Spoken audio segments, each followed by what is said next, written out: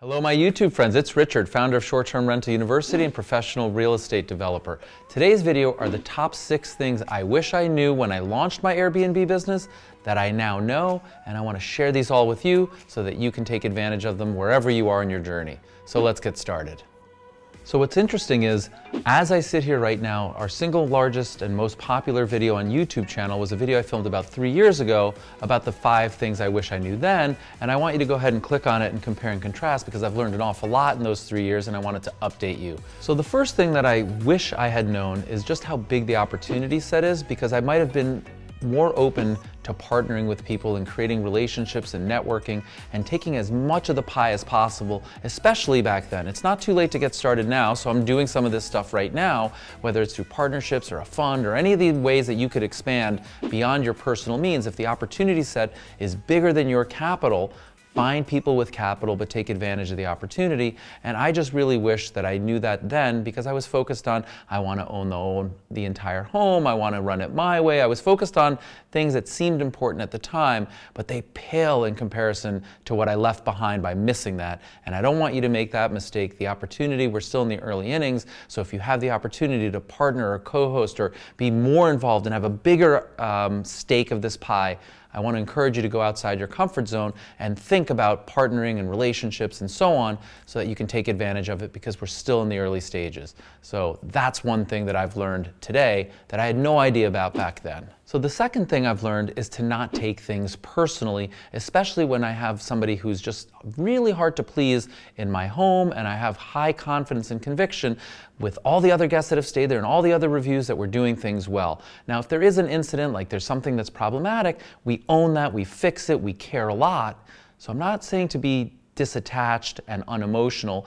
I urge you to continue to care, but care about the right people in the right situations, and not a blanket statement that like there's some random stranger in your home who doesn't like your home and I have to convince him or her that they have to love my home because I really care about it. And we're all human, and so I understand that emotional attachment, but I'm encouraging you to learn from my mistake, where back in the day, I really cared that this person loved my home as much as I do, and I still care that people get really great experiences and have a wonderful time, but I'm no longer taking it personally if they don't love it as much as I do. We all love different things at different levels. I have high confidence in what it is that I'm doing and that I'm doing it well. If there is in fact an incident, I care and I correct it and I make it right, but I'm no longer personally attached and personally charged and spending my entire day on any one guest or any one experience, because it doesn't really matter. I don't want that 1-star review. We work really hard for the 5-star review, but at that point, if it's a hard to please person and I can't get them pleased, it's okay. I move on and I focus my time and energy on the people that are having a wonderful time, because that's what's going to grow my business, not trying to find the one person who's really annoyed about something else going on in their life that I can't make happy. Just let that pass. The third item is something that I teach about a lot today, but I didn't back then, and so this is something that I wish I knew about: the importance of creating a personal brand or a consistency across the growth, so that we're doing things to generate relationships with our end users and we're not totally reliant on the platform, and things like our own website. We're creating a tool for you to launch your own website. I encourage you, we film videos to get emails and stay in communication with the right guests, right? You want to share with them opportunities. If there's a midweek discount, or if you're launching a new property in a new location, start to build your brand, start to build your relationships, create your own website, start to take ownership of your business. And that includes social media too. So I had no idea 3 years ago how important it would be to be independent of the platforms, use the platforms what they're best for, but also at the same time build my own brand. And that's something that I wish I had known, because I would have had 3 years of emails and relationships and so on, as opposed to getting started recently. I encourage you not to make that mistake and get started. And our Host Saver website one-click tool can be really helpful. I built it for myself. I'd like to share it with you. Click up there if you'd like to learn more. Number 4, I was focused solely on luxury. I was pretty much figuring that people that were staying in my homes wanted the most luxurious experience possible, and that included things like thread count and leaving bottles of wine and putting things forward that I would think would enhance their experience. And at the end of the day, I think they're really hospitable, and if that's connected to your why, continue to be true to yourself.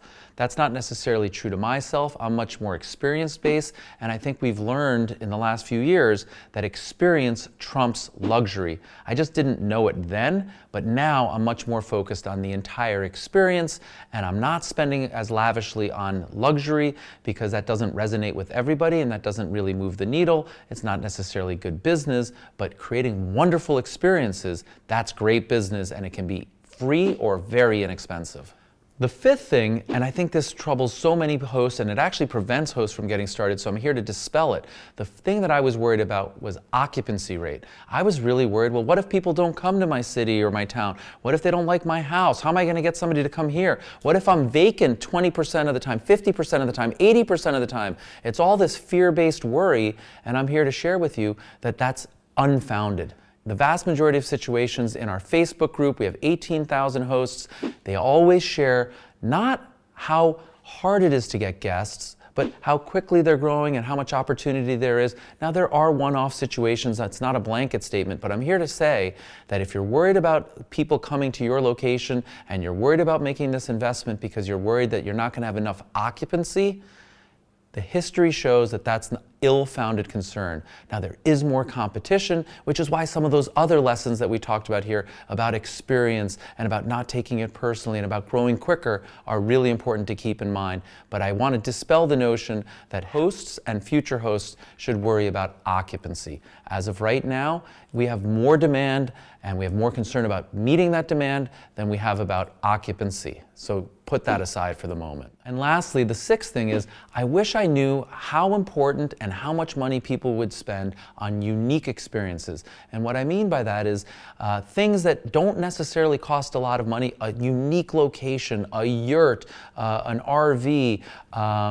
It's not about luxury again. It's about something that unique that they did with friends and family and loved ones. Maybe they posted it on their Instagram, but people are like, wow, that's really cool that you stayed in a yurt right on the edge of like the national forest, and it's just amazing. Now, people will pay extraordinary amounts for things that are consistent with who they want to be and the experiences that they want to have. And back when I started, I just wouldn't believe that some of the most successful Airbnbs in the world would also be some of the least expensive Airbnbs in the world. And that just creates a ton of opportunity, especially if you're capital constrained.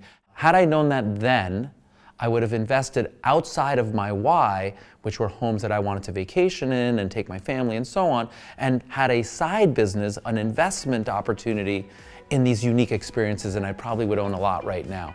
So I wish I had done that. I encourage you to think outside the box. It doesn't have to be RVs and yurts. It could be something unique to your town, your village, your community, where you grew up. Just something that's totally unique that they can't replicate, that is not going to be competed away, something that you can own that's consistent with some of these other lessons like your brand.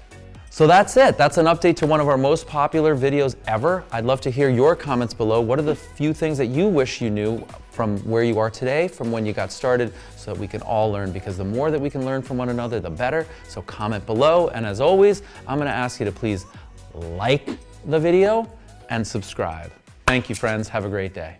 Hey, thanks so much for watching that video. I just want to share with you that the HostSaver one-click website tool is now live. Like, people are on it, they're using it all the time, and we really want to encourage you to take control of your financial future by building your own brand and building your own business and getting off the dependency of the platforms. Take charge and control of your own future and develop relationships with your clients, the people that have come and stayed in your home. Tell them about discounts or specials that you have. Tell them that you expanded. Tell them anything that you want. Write blogs and start to get your own traction, right? Attract your own tribe using your own website.